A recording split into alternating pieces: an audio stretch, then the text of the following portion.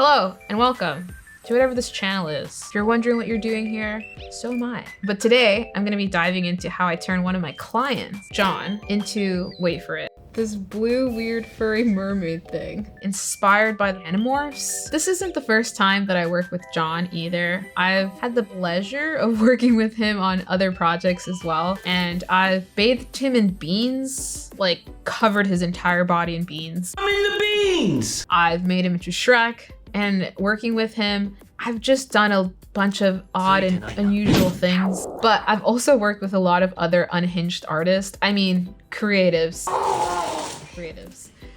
So the fact that I'm saying that this is one of my favorite projects that I've worked on, I feel like says a lot.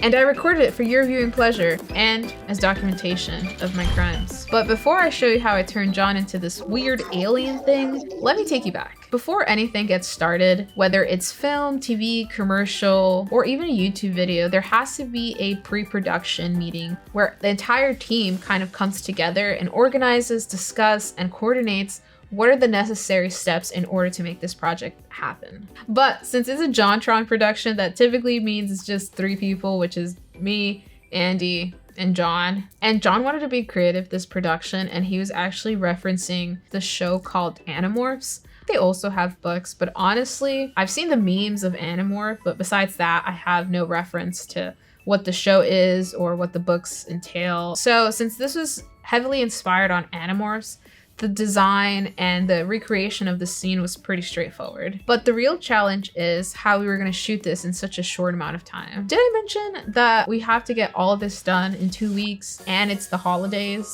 So let's just dive right into it. Today is day 1 of the madness that we are calling Animorphs. But today we're going to be spending all day doing research and buying everything that we need in order to make this project happen. After scouring the internet, I decided to go with RVFX Studios. They have a wide variety of prosthetics and they have a really quick turnaround. So I decided to go with this prosthetic, and as you can see, it has little like eye divots in it. So I actually had to get like custom eyeballs for this. Yes, like there's a company who fucking like just makes eyeballs, like eyeballs. As soon as I placed the order, both companies actually reached out to me within an hour, and they were telling me how they weren't going to be able to fulfill my order because of the holidays. So I finished talking to the companies and I'm hoping things get here on time. But honestly, I don't know at this point. I just have to like wait it out because of the holidays.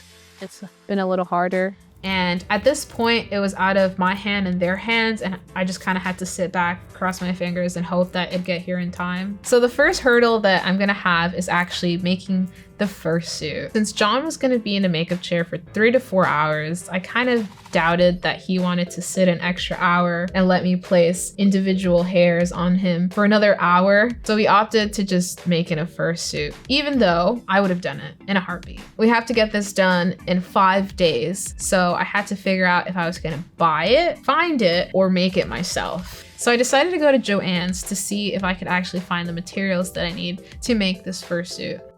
So I just got here and I think I found the fur.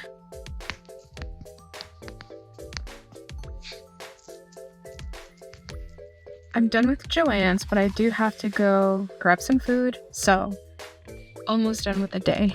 I decided to go to my local thrift store to see if I could find something similar. And I did. I found a green fursuit. And I thought, hey, maybe I could dye this blue. In my own delusion, I thought, that's a great idea. It did not work though, obviously. But I still tried it. Why am I like this? So I had to just end up making it myself. But I did end up making myself blue. Not successful.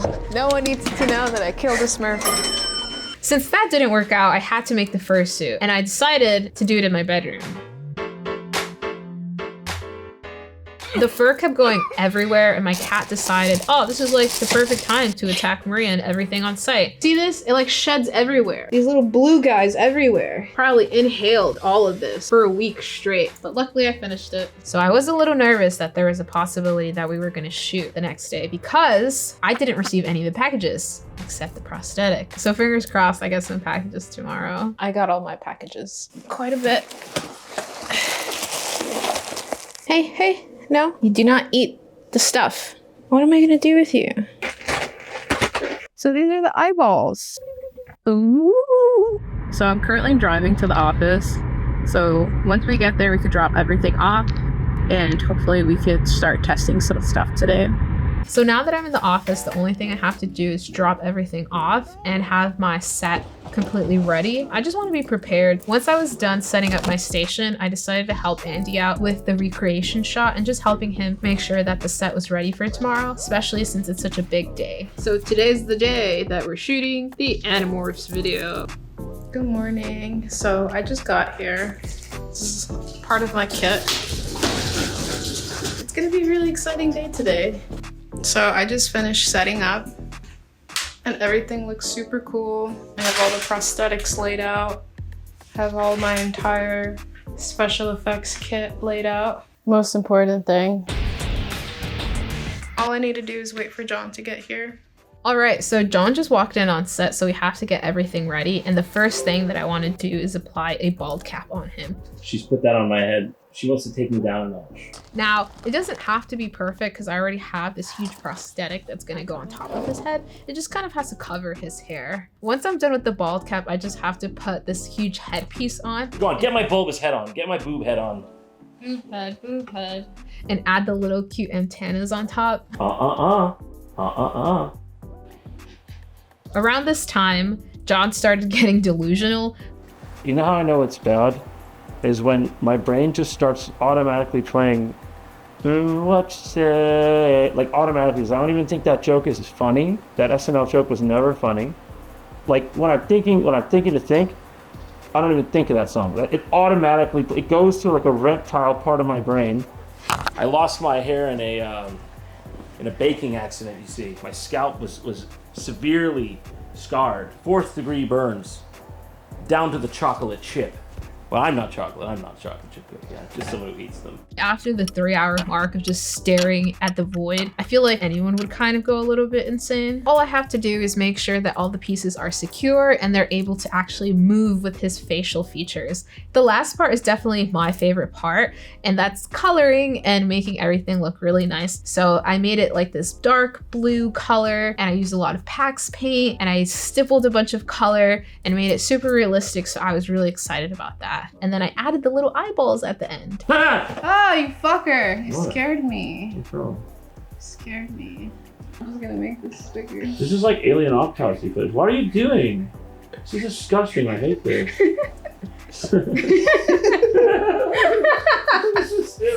After hours of transforming John, it's finally done. And I love the way that everything came together. And I'm just really proud of everyone, especially like getting this done in such a short amount of time has been like really impressive and stressful. So I'm pretty excited. And there you go. John's a weird alien furry mermaid thing. And now we're ready to shoot. So I just finished the whole transformation and I'm so excited. It looks so cool. So we're gonna go on set now. I'm gonna say the word. Bluger.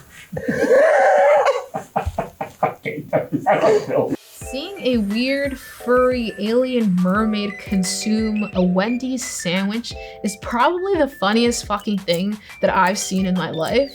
So it's probably why it's one of my favorite productions that I've worked on. So I had a lot of fun being part of this production, and overall, I enjoyed recording all of this as well for your viewing pleasure, and hopefully you had as much fun as I did, just kind of getting a glimpse of my day-to-day. And hopefully I get hired to do even weirder things. Fingers crossed. Are you an unhinged producer, director, or artist? Give me a call. I do strange things in the name of art. Please hire me. I'm a great makeup artist, I swear. I could do anything. Anything. Call me. Call me. Please call me.